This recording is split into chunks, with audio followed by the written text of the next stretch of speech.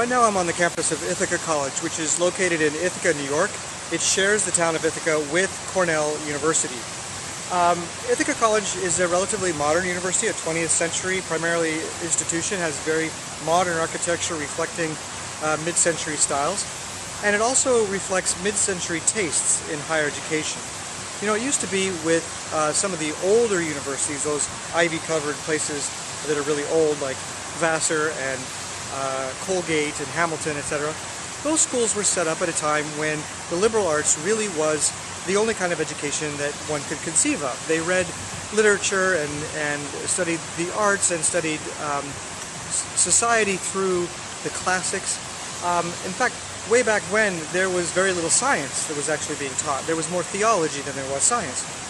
Thomas Jefferson kind of changed all that with the University of Virginia when he brought in the sciences and also some professional education in agriculture and whatnot. So that by the time the 20th century rolled around, there was a predominant philosophy of higher education in this country that said that what higher education is all about is preparing our young people for a profession, for a way to make money, to contribute to the economy.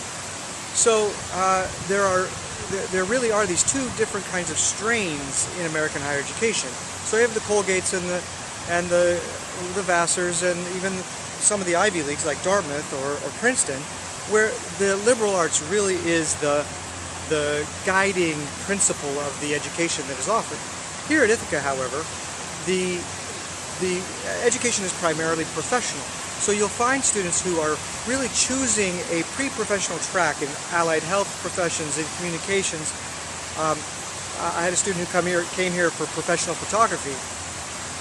And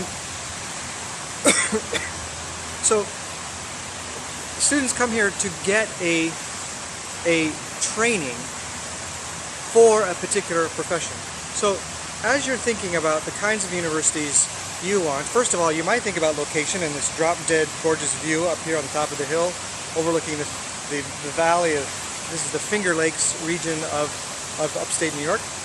You could think about the location, but one of the things you need to start with right from the very beginning is what kind of objective, what kind of goal do you have in your higher education? Are you looking for that pre-professional training that will lead you to a specific career upon graduation?